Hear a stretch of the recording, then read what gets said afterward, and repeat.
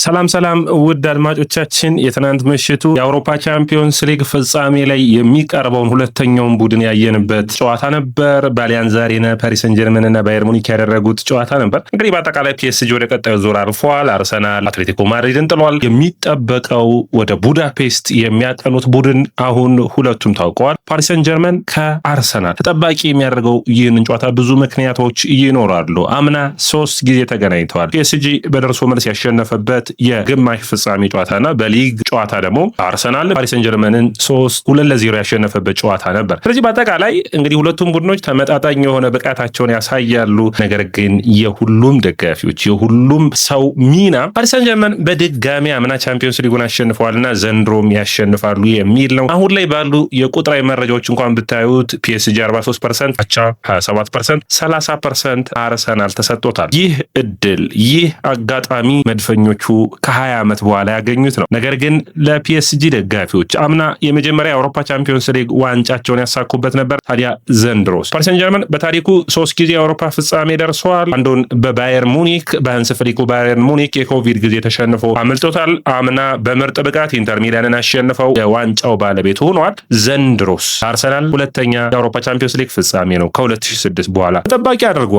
ምላሹን ግን ፑሽካሽ አሬና ቡዳፔስት ቡልጋሪያ የሚነግረን ይሆናል። በፈረንጆቹ አቆጣጠር ግንቦት 30 ይህ ጨዋታ ይደረጋል። ለመድፈኞቹ ከረጅም ዓመታት በኋላ የተገኘ ድል ነው። ታዲያ ስለዚህ ጨዋታ ካሁኑ ምን እየተባሉ ነው የሚለውን እንደ አንድ ፕሮግራም አድርጌ ይዤላችሁ መጥቻለሁ። ውድ አድማጮቻችን ምን ታስባላችሁ? እንግዲህ ማንም የአርሰናል ደጋፊ የሚጠይቀው የሚረዳው ሀሳብ አርሰናል መጀመሪያ የእንግሊዝ ፕሪሚየር ሊግን ዋንጫ የማሳካት እድሉን ነው። ከ22 ዓመታት በኋላ መድፈኞቹ በትክክለኛ ሰዓት ይገኛሉ። 3 ጨዋታ ብቻ ይቀራቸዋል። ይህንን ማሳካት ቅድሚያ የሚሰጠው እድል ነው። ይህንን ማሳካት በመቀጠል ደግሞ ስለ ፍጻሜው ማሰብ ነው። ታዲያ መድፈኞቹ ጥሩ አጋጣሚ ሊሆንላቸው የሚችለው ማንቸስተር ሲቲ በብሬንፎርድ ነጥብ የሚጥል ከሆነ፣ አርሰናል ጥሩ ብቃት ዌስትሃምን የሚያሸንፍ ከሆነ፣ በበርንሌው ጨዋታ የእንግሊዝ ፕሪሚየር ሊግ ዋንጫን ማሸነፋቸውን የሚያረጋግጡ ከሆነ አርሰናሎች የክሪስታል ፓላሱን ጨዋታ ረፍት የሚያደርጉበት ይሆናል። በመቀጠል ግን ወደ ቡዳፔስት አይናቸውን የሚያሳርፉ ይሆናል። እንግዲህ በእግር ኳስ ሁለቱም ቡድኖች በዘንድሮ ውድድር ዓመት ሲገናኙ በሚገርም ሁኔታ በቻምፒዮንስ ሊጉ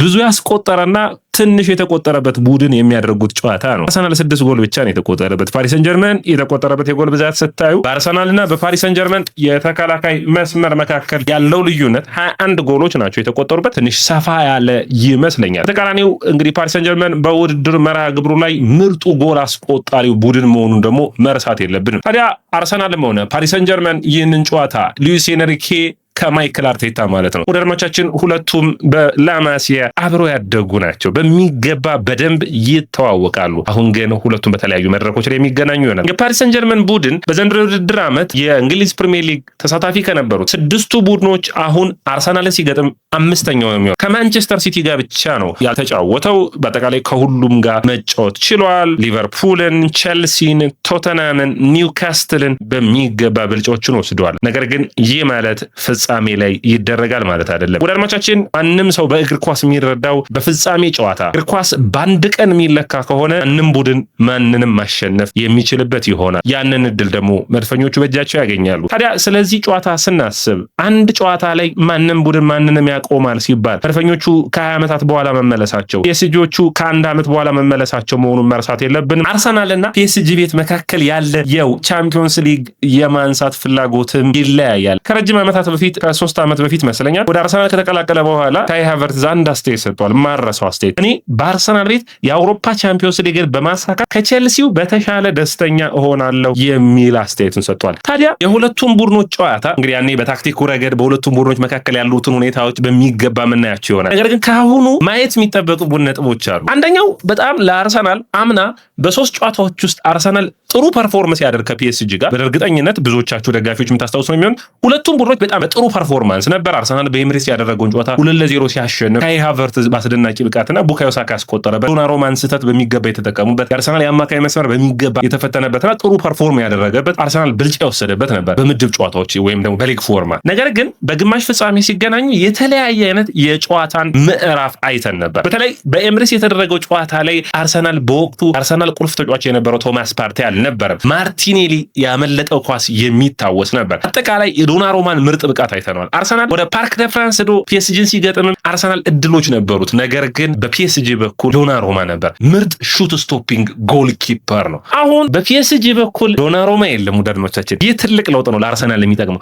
በአርሰናል በኩል ደግሞ ዴቪድ ራያ አለ። በፒኤስጂ እና በአርሰናል ቋሚ 11 ውስጥ ያለው ልዩነት ስታዩ ፒኤስጂ በክረምቱ ይህ ነው የሚባል ለውጥን የሚያመጣ ቋሚ 11ን የሚያስቀይር ዝውውር አላደረገም። አርሰናል ግን እንግዲህ ቋሚ 11 ላይ ብናስብ እንኳን የሂንካፔ መምጣት በተለይ በዛ ባለፈው ዓመት ስካሊ ክፍት ቦታዎችን የተዋቸው እንዲሁም ደግሞ በጨዋታው ላይ ካላፊዮሪንን ብታሰልፍ የምታገኘውን መረጋጋት የሚመስል ከሂንካፔ አታገኝ። ሂንካፔ በጣም የተሻለ መስመሮችን መሸፈን የሚችል ነው። ስለዚህ በሚገባ ሐኪሚን ማቆም የሚችል ነው። የጁሊያን ቲምበር መመለስ የአርሰናልን የቀይ መስመር ደግሞ በሚገባ ሽፋን የሚሰጠው ይሆናል። ከዛ ውጭ ስለ ብዙዎቹን ሁኔታዎች ማንሳት ይቻላል። ዙቢሜንዲ አልነበረም። አሁን ዙቢሜንዲ የመሰለፍ ዕድል ይኖረዋል። ከዛ ውጭ ስካሊም ይኖራል። ስለዚህ ዙቢሜንዲም ሆነ ስካሊ በአካል ብቃታቸው ገዘፍ ካሉ ተጫዋቾች ጋር ይፋለሙ። ስለዚህ አርሰናል በአካል ብቃት የማይበለጥ ነው የሚሆነው። የአካል ብቃት ብልጫ ካለው ደግሞ በሚገባ መጫወት የሚችል ነው የሚሆነው። ሌላኛው እዚህ ጋር መነሳት የሚጠበቅበት አርሰናል አሁን ከሳጥን ውጭ አምና ያልነበረውን ሹት ማድረግ የሚችል ኤብሪቼዝ ያለው ጨዋታዎችን መወሰን የሚችል ፍጻሜዎች ላይ ጎል ማስቆጠር የሚችል እንደ ባየር ሊቨርኩሰኑ ጨዋታ አይነት አርሰናል ጎል ሲያጣ ጎል የሚያስቆጠር ማለት ነው። ቡካዮ ሳካ ከጉዳት ተመልሷል። ስለዚህ ሳካ የብቻው ተጽዕኖ ከፍ ያለ እንደሚሆን የሚጠበቅ ነው የሚሆነው። አርሰናል አሁን ትክክለኛ አጥቂ ያለው ምክንያቱም ቻናሎችን ራን ማድረግ የሚችል እንደ ቪክቶር ዮኬሬስ በአካል ብቃቱ ረገድ ማርኪሲዮና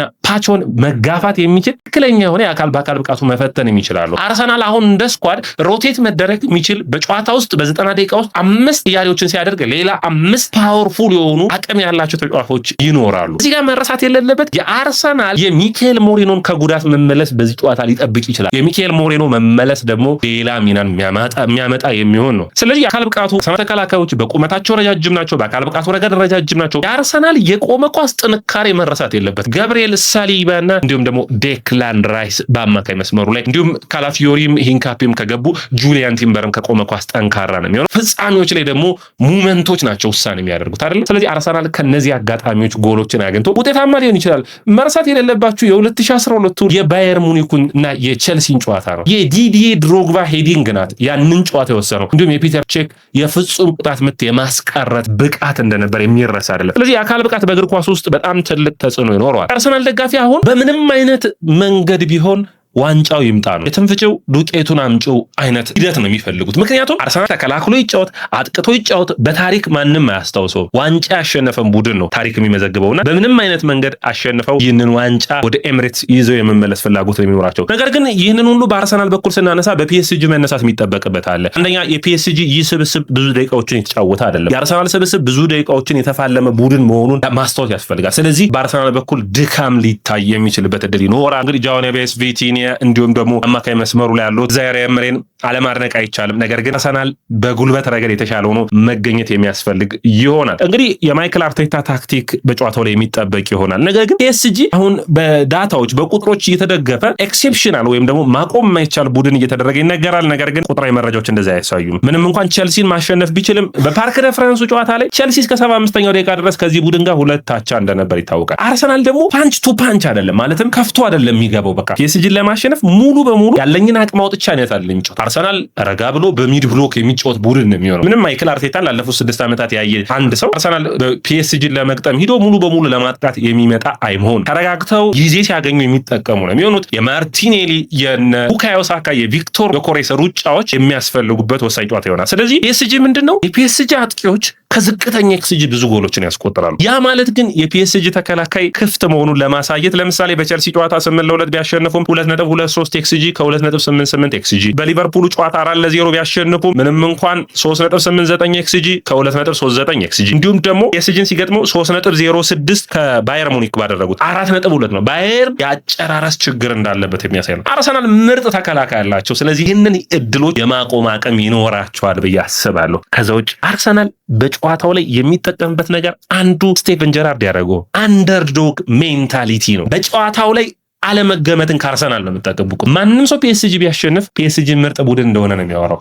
ስለዚህ አርሰናል ያለ ጫና ከ20 ዓመታት በኋላ ዋንጫውን ከቡዳፔስት ከፑሽካሽ አሬና ወደ ኤሚሬትስ ለማምጣት የሚታገሉ ይሆናል። ፕሮግራሙን እንግዲህ በሚገባ ሰፋ ባለ ሁኔታ የምንመለስበት ይሆናል። ነገር ግን ከትናንትናው ጨዋታ መልስ መድፈኞቹን በሚመለከት እነዚህን እዚህ ጋር አነሳን። ወደ አድማጮቻችን የያ ስፖርትን ላይክ፣ ሼር፣ ኮሜንት፣ ሰብስክራይብ ማድረጋችሁን አትርሱ።